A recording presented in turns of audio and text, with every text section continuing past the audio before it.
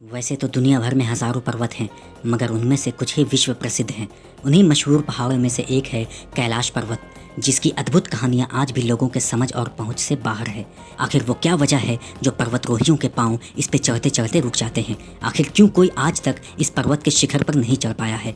दुनिया के सबसे ऊंचे पर्वत माउंट एवरेस्ट पर करीब 7,000 से भी ज़्यादा बार तक चढ़ाई की जा चुकी है, मगर तिब्बत में मौजूद इस पर्वत पर आज तक कोई नहीं चढ़ पाया है। ऐसा माना जाता है कि कैलाश पर्वत के चोटी पर भगवान शिव आज भी अपने परिवार संग निवास करते हैं। कैलाश पर्वत को दुनिया का सबसे पवित्र पर्वत की ख्याति भी मिली हुई है। कैलाश पर्वत के कई सारे किस्से कहानियाँ देश और दुनिया में मशहूर हैं, जिनमें से कुछ देखी गई हैं, कुछ सुनी गई हैं, तो कुछ वैज्ञानिकों के द्वारा निष्कर्ष में निकाली गई हैं। माउंट एवरेस्ट से लगभग 2200 फीट कम ऊंचाई वाले इस पर्वत पर आज तक कोई भी पर्वतरोही नहीं चढ़ पाया है। वैज्ञानिक आज भी इस कथन के सत्यापन में रात दिन लगे हुए हैं कि क्या वास्तव में भगवान शिव कैलाश पर्वत पर अपने परिवार संग रहते हैं। कई वर्षों से विज्ञान इसके शोध में लगा हुआ है, मगर ऋषि मुनियों ने साफ कह दिया है कि भोले की दुनिया का राज इतनी आसानी से नहीं मिलने वाला। तिब्बत के कई धर्मगुरुओं का मानना है कि एक शक्ति है, यानी कि शिव जी हमेशा ही कैलाश के चोटी पर विराजमान रहते हैं। कैलाश पर्वत के चारों ओर एक अलौकिक शक्ति का प्रवाह बहते रहता है, और ये कोई आम शक्ति नहीं होती है। यहाँ बहने वाली शक्ति प्रवाह बहुत ही अद्भुत और अलौकिक होती है, जिसे साफ साफ महसूस किया जा सकता है। कैलाश पर्वत की ऊंचाई समुद्र तट से लगभग 22,068 फीट है। हिमालय के उत्तरी क्षेत्र में स्थित तिब्बत अपने इसी खास वरदान के लिए पूरी दुनिया में मशहूर है, मगर तिब्बत चीन के अधीन आता है, इसलिए इसे चीन में ही दर्शाया जाता है।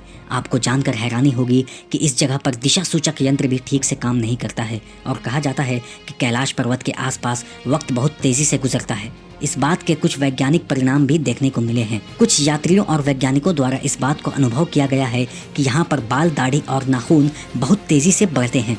कैलाश पर्वत को सिर्फ ऊंचाइयों की वजह से नहीं, बल्कि इसके आकार की वजह से भी लोग जानते हैं।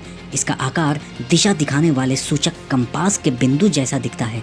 यहाँ से 4 नदियों का उद्गम होता है: सिंधु, सतलज, ब्रह्मपुत्र और घाघरा। कैलाश पर्वत के चोटी पर 2 झील मौजूद हैं, मानसरोवर झील और राक्षस झील। एक तरफ जहां मानसरोवर झील में दुनिया का सबसे पवित्र और शुद्ध जल पाया जाता है, वहीं राक्षस झील ठीक इसके विपरीत है।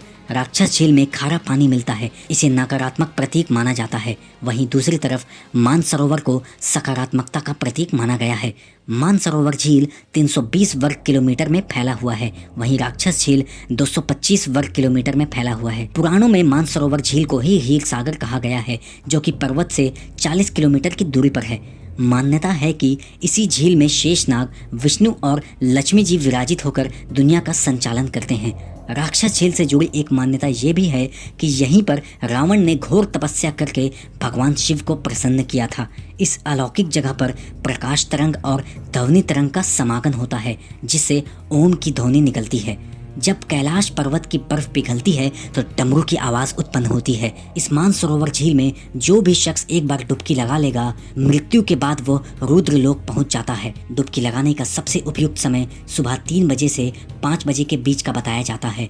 कहते तो यही हैं कि देवता भी इसी टाइम स्नान करने आते हैं। इसकी चोटी का आकार शिवलिंग के आकार जैसा बना हुआ है, जो हर समय बर्फ से ढका हुआ रहता है।